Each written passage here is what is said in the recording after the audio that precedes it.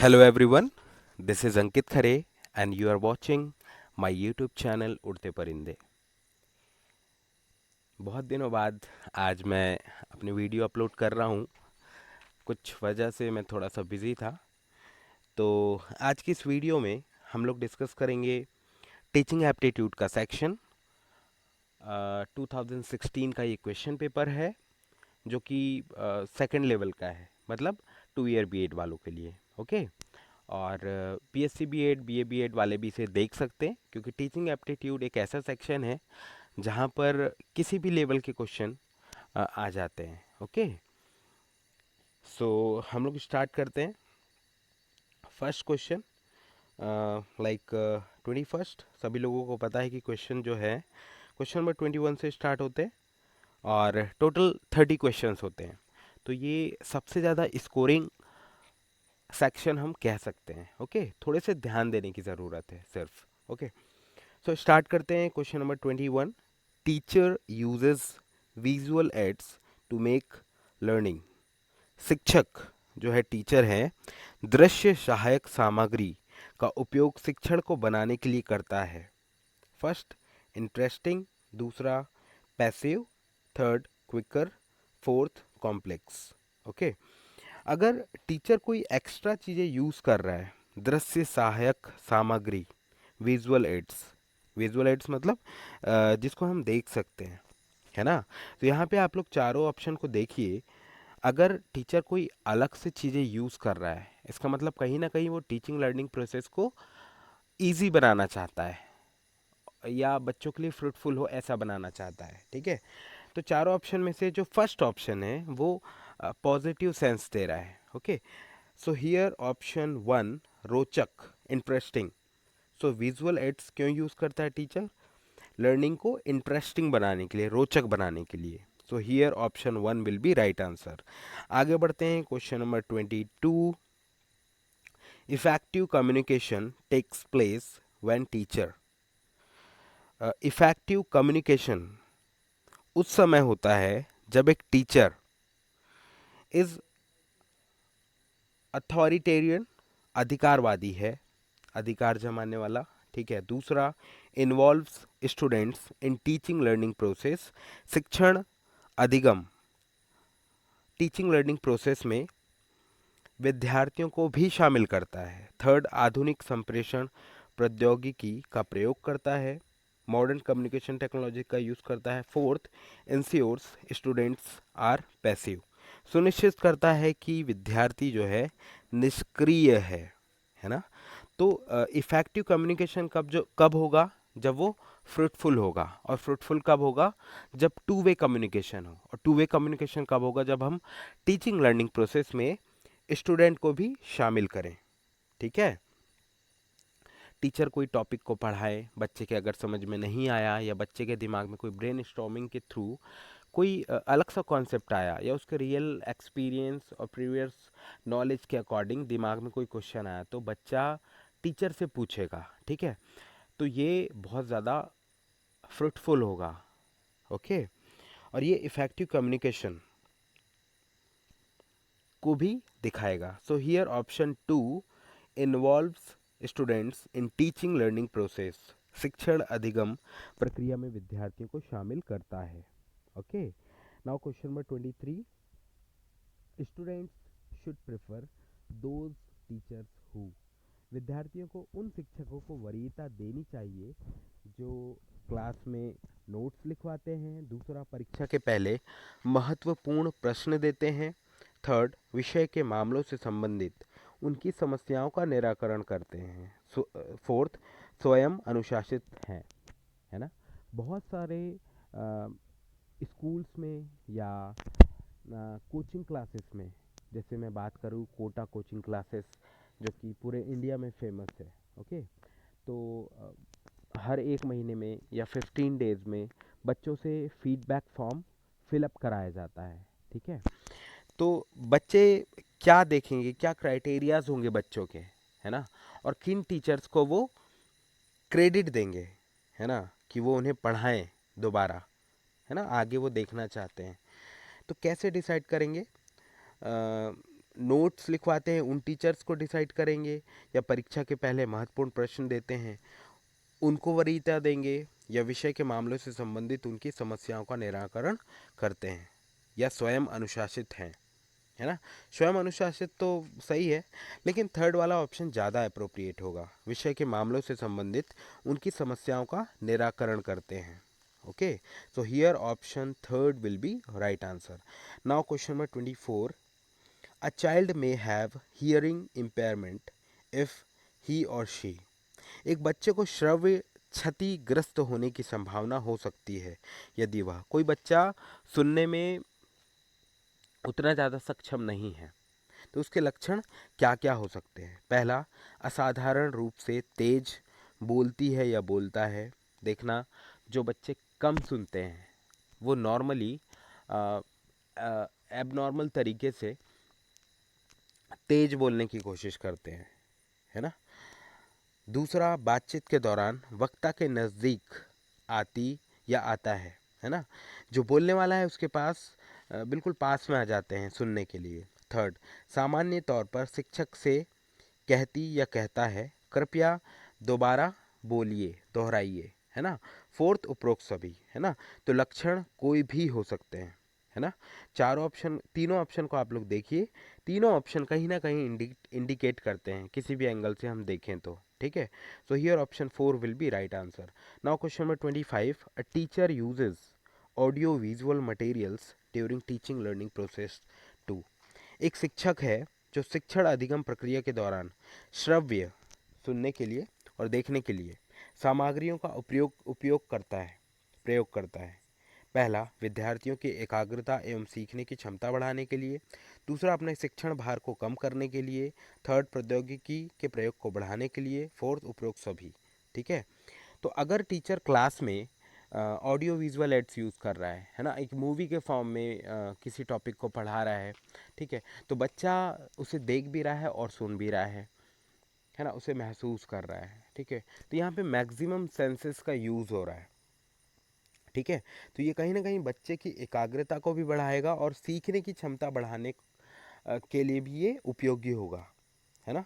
इसलिए श्रव्य दृश्य सामग्रियों का प्रयोग करता है। So here option 1 will be right answer. Enhance concentration and learning in students. Now question number 26, यदि एक शिक्षक एक विद्यार्थी के प्रश्न का उत्तर देने में समर्थ नहीं है, उसे चाहिए, ठीक है। अगेन लेवल 2 में ये क्वेश्चन आया है और हर साल ये क्वेश्चन आता है कि कोई टीचर है, क्लास में कोई बच्चा ऐसा क्वेश्चन पूछ लेता है जो कि टीचर को नहीं बनता है, तो टीचर इस सिचुएशन में क्या करेगा और उसे क्या करना चाहिए। आपको पूरी तरीके से आइडियलिज्म को फॉलो करना है, ठीक है। तो पहला ऑप्शन बोल रहा है, कहे कि वह परामर्श के बाद उत्तर देगा, से दैट ही और she will answer after consultation. अब कंसल्ट किससे करेगा, जो सब्जेक्ट से स्पेशलिस्ट हैं, है ना, जिससे रिलेटेड बच्चे ने क्वेश्चन पूछा है उससे वो कंसल्ट करेगा। दूसरा, स्टूडेंट को डांट देगा। Third, say that the question is wrong, बच्चे को कह देगा कि यार ये गलत है। Fourth, feel shy of his और हर इग्नोरेंस, अपनी अनभिज्ञता, मतलब वो नहीं जानता है मान के चलो टीचर, तो मतलब शाई, शर्माएगा, संकोच महसूस करेगा, ठीक है। तो ये तो रिलेवेंट आंसर नहीं है। तीसरा भी बिल्कुल नहीं है। सेकंड, छात्र को डांटेगा, ठीक है, तो ये भी सही आंसर नहीं है। फर्स्ट वाला ऑप्शन है, कहें कि वह परामर्श के बाद उत्तर देगा, है ना। बच्चे ने अगर कोई out of the box question पूछ लिया है, ऐसे सिचुएशन में टीचर को क्या करना चाहिए, टीचर को करना चाहिए कि उस क्वेश्चन से रिलेटेड जो स्पेशलिस्ट हैं उनसे वो कंसल्ट करेगा, ठीक है, क्योंकि ये टीचर की भी जो प्रोग्रेस है उसके लिए बेनिफिशियल होगा। सो here option 1 will be right answer. Now question number 27, a democratic society is one which, एक जनतांत्रिक समाज है जिसमें हो, पहला, समानता, स्वतंत्रता, बंधुत्व एवं न्याय के सिद्धांत, follows the principles of equality, freedom, fraternity and justice. Okay, so here option 1 will be right answer, but इसके आगे भी हम लोग देख लेते हैं। सेकंड, प्रबुद्ध व्यक्तियों का आदर, ये भी सही है। थर्ड, सबके लिए समान शैक्षणिक अवसरों में विश्वास। ओके, सो यहाँ पे तीनों जो ऑप्शन है वो सही है। So for question number 27, fourth option will be right answer, all of the above. Okay, now question number 28, a student is coming late every day for the last 1 week, you will। एक विद्यार्थी है जो पिछले एक सप्ताह से प्रतिदिन विलंब से आ रहा है, ऐसी स्थिति में आप क्या करेंगे? ठीक है, ये क्वेश्चन लेवल 1, लेवल 2, लेवल 3 में भी आया हुआ है। ओके, सो कोई बच्चा है जो पिछले एक हफ्ते से लेट आ रहा है, तो आप एज अ टीचर क्या करेंगे? तो ऑप्शन को देख लेते हैं। Call his parents and complain, उसके माता पिता को बुलाना और शिकायत करना। दूसरा, won't allow student coming late in the class, विलम्ब से आने वाले विद्यार्थियों को कक्षा में आने की अनुमति ना देना। थर्ड, पनिश हिम और हर, उसे दंड देना। ठीक है, तो 2009 आरटी एक्ट में ये चीज़ बोला गया है कि बच्चे को पनिश नहीं करना है। ठीक है, तो थर्ड वाला ऑप्शन तो बिल्कुल सही नहीं है। अब बात कर लेते हैं option 4, talk and try to understand the reason for coming late, उस स्टूडेंट से बात करना और विलंब से आने का कारण जानने की कोशिश करना। ठीक है, हमेशा मैंने कहा है कि आइडियलिज्म को फॉलो करना है। भले आपने रियल स्कूल टाइम में ये चीज़ आपने फील नहीं किया हुआ होगा, एक्सपीरियंस नहीं किया होगा कि टीचर ने आपकी पिटाई ना की हो। ठीक है, so here option 4 will be right answer for question number 28। Okay, now question number 29, which of the following practices will best prevent the spread of illness such as the common cold? है ना, जो सर्दी जुकाम है उस बीमारी को फैलने से रोकने में सबसे अधिक उपयुक्त होगी होगी sorry. Option 1, telling students not to share food with their classmates, विद्यार्थियों को अपने सहपाठियों के साथ भोजन में हिस्सेदारी करने के लिए मना करना। दूसरा, giving students handkerchief to keep them clean, विद्यार्थियों को स्वच्छता कायम रखने के लिए रुमाल देना। Third, providing students a specific area in the classroom for storing their personal things, विद्यार्थियों को उनके व्यक्तिगत सामानों को रखने के लिए एक विशेष स्थान उपलब्ध कराना। फोर्थ, विद्यार्थियों को पूरे दिन नियमित रूप से उचित तरीके से हाथ धोने की व्यवस्था को सुनिश्चित करना। ठीक है, तो लंच का टाइम होता है और बहुत सारे ऐसे टाइम होते हैं कि कोई अगर इफ़ेक्टिव है किससे, सर्दी जुकाम से। ठीक है, तो उस इफ़ेक्टेड एरिया को जहाँ से जो इलनेस है स्प्रेड होने के चांसेस है ना, जिससे वायरसेस फैलेंगे, है ना, तो अगर वहाँ अगर हाथ चला गया है बच्चे का जो कि इल इल है ना, तो अगर स्कूल में हाथ धोने की उत्तम व्यवस्था हो तो ये बहुत ज़्यादा कारगर साबित होगा, है ना, कि जिससे कि जो सर्दी जुकाम है वो ना फैले। Okay, so for question number 29 answer 4 sorry option 4 will be right answer. Now question number 30, which of the following is not learned, निम्नलिखित में से कौन सा सीखा नहीं जाता है? पहला, एटीट्यूड्स। दूसरा, reflexes. Third, interest. Fourth, habits. ठीक है, तो फर्स्ट वाला जो ऑप्शन है एटीट्यूड, है ना, हम बहुत सारी मूवीज़ देखते हैं, मोटिवेशनल मूवीज़ देखते हैं, इंस्पिरेशनल मूवीज़ देखते हैं, क्राइम पेट्रोल देखते हैं, है ना, जो भी हम चीज़ें देखते हैं या जैसा हम लिटरेचर पढ़ते हैं, तो उससे क्या होता है, हमारा जो एटीट्यूड है किसी भी प्रॉब्लम्स को देखने का वो बदलता है। मतलब हम उस मूवी को देख के, उस सिचुएशन को देख के, उस लिटरेचर को पढ़ के हम सीखते हैं। Okay, so attitude is learnable. Okay, second, reflexes, सहज क्रियाएं, है ना, कोई भी एक घटना हुई है, ठीक है, तो सहज क्रियाएं मतलब अपने आप होने वाली, है ना, रोड में अगर कोई एक्सीडेंट हो गया है तो वहाँ अगर 10 लोग हैं तो 10 लोगों का अलग अलग रिएक्शन होगा, है ना, ये रिफ्लेक्शन है। ठीक है, तो रिफ्लेक्शन को सीखा जाता है? बिल्कुल नहीं, है ना, जो रिफ्लेक्शन है, सहज क्रियाएं, अपने आप होने वाली क्रियाएं, इसे सीखा नहीं जाता, ये अपने आप होता है। Okay, so second option will be right answer. और तीसरा देख लेते हैं, इंटरेस्ट। इंटरेस्ट भी सीखा जा सकता है।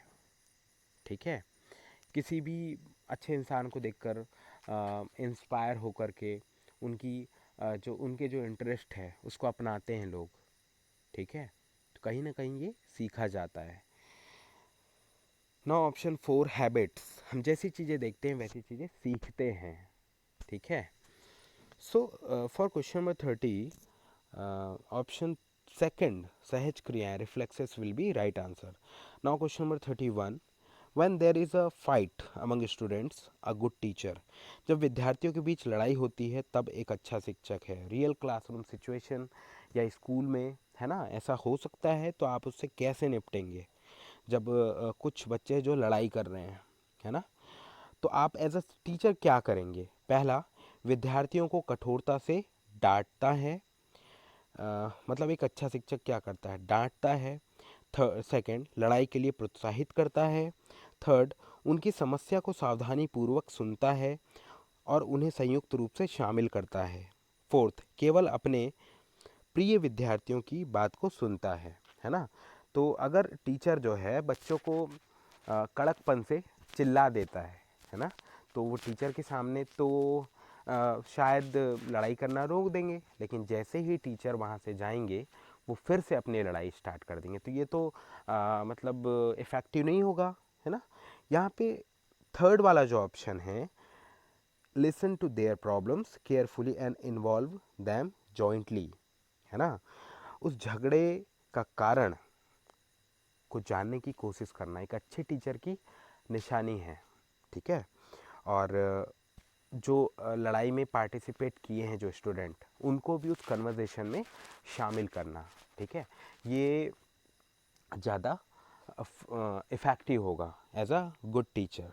Okay, so for question number 31 option third will be right answer. Kavaratti is the capital of, है ना, कवरत्ती की राजधानी है ना। तो ऐसे क्वेश्चंस भी आ जाते हैं।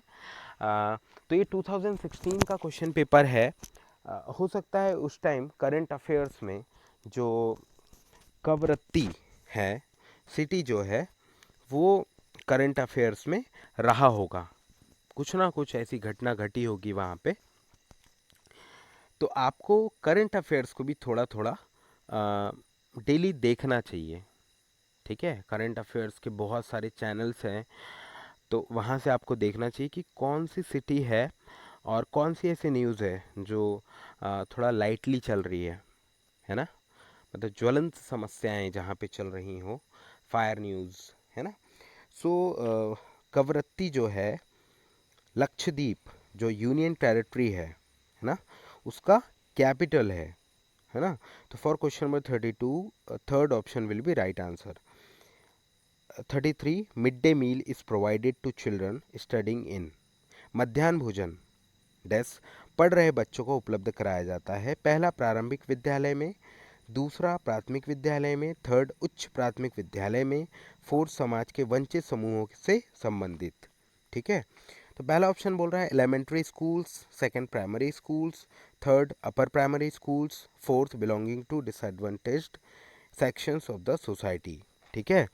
तो ये जो मिड डे मील स्कीम जो स्टार्ट हुई थी, सॉरी, वो हुई थी प्राइमरी स्कूल्स के बच्चों के लिए, है ना। और प्राइमरी स्कूल में भी lower primary school and upper primary school, है ना। तो प्राइमरी स्कूल जो है अपर प्राइमरी स्कूल और लोअर प्राइमरी स्कूल को भी कवर कर लेता है।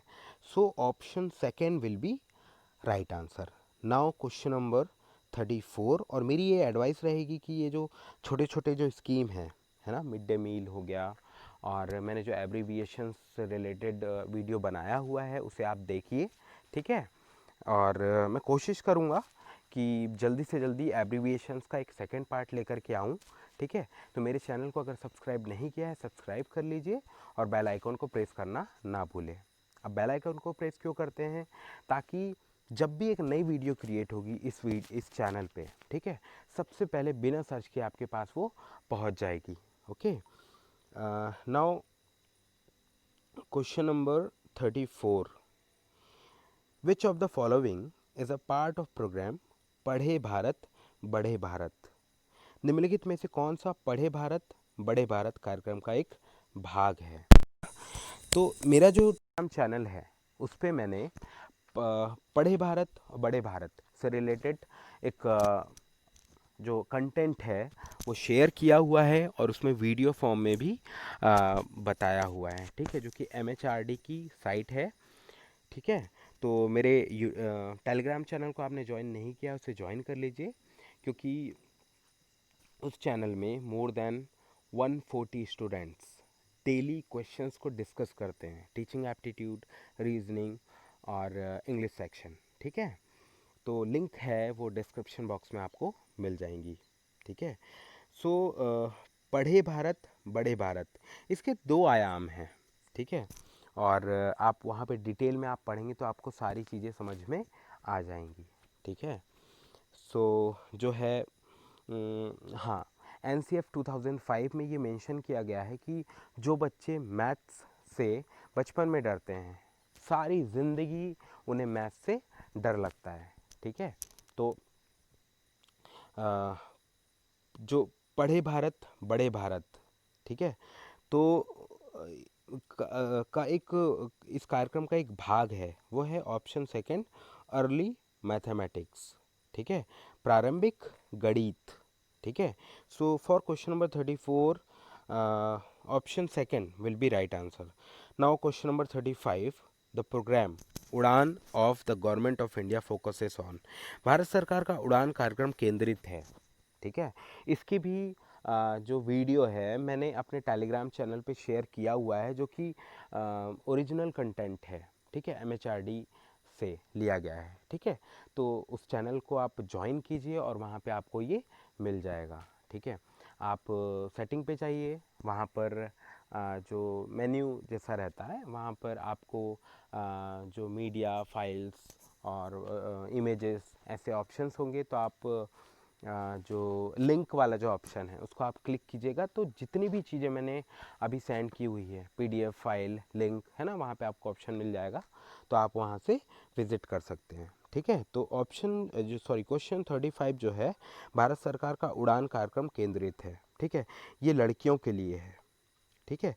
और लड़कियों में भी किसके लिए, जो इंजीनियरिंग जो कोर्सेज होते हैं उसमें एंट्रेंस में लड़कियों की संख्या को बढ़ाने के लिए, क्योंकि मोस्ट ऑफ द टाइम क्या होता है, लड़कियां जो है इसमें पार्टिसिपेट नहीं करती हैं और ये एग्ज़ाम नहीं देती हैं ज़्यादातर, ठीक है।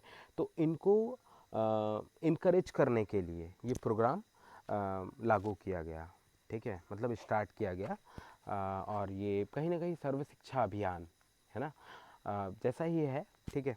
तो आप मेरे चैनल में से देख सकते हैं कि उड़ान स्कीम जो है वो उसके बारे में सारी चीज़ें। तो ऑप्शन आप देख लीजिए, केवल लड़कियों या छात्राओं पर, मतलब पर केंद्रित है, ठीक है। दूसरा केवल लड़कों पर, थर्ड लड़कियों और लड़कों दोनों पर, फोर्थ जनजातीय बच्चों पर, ठीक है। तो option 1 will be right answer, ये सिर्फ लड़कियों के लिए है, ठीक है। तो आई होप आप लोगों को मेरे द्वारा बनाई गई ये वीडियो हेल्पफुल साबित हुई होगी, और जितनी भी वीडियो मैंने क्रिएट किया है आप प्लेलिस्ट में जा कर के देख सकते हैं, RICEE एग्ज़ाम के लिए मैंने बनाया हुआ है, ठीक है। और डिस्क्रिप्शन बॉक्स में भी बहुत सारी वीडियो की आपको लिंक मिलेगी, उसे ज़रूर विज़िट कीजिए, और टेलीग्राम चैनल को ज्वाइन करना बिल्कुल मत भूलिए। 2 अगस्त को एग्ज़ाम होगा ही होगा, ठीक है। और आप अगर ऐसा सोच रहे हैं कि यार एग्ज़ाम की जो डेट है वो पोस्टपोन हो जाएगी, तो इस एंगल को आप लोग दिमाग से बिल्कुल भी निकाल दीजिए, ठीक है। तो चैनल को सब्सक्राइब नहीं किया है, इसे सब्सक्राइब कर लीजिए और बेल आइकन को प्रेस करना ना भूलें, ठीक है।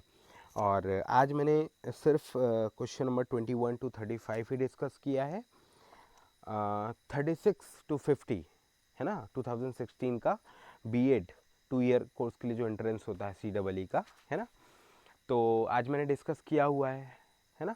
और क्वेश्चन नंबर 36 to 50 मैं नेक्स्ट वीडियो में डिस्कस करूँगा, और आंसर की जो है अपने टेलीग्राम चैनल में अपलोड करूँगा, ठीक है। मे बी मैं कल अपलोड करूँगा, ठीक है। तो चैनल को सब्सक्राइब कर लीजिए, बेल आइकन को प्रेस करना ना भूले, दोबारा मैं बोल रहा हूँ, ठीक है। अंत तक बने रहने के लिए धन्यवाद। Thank you so much.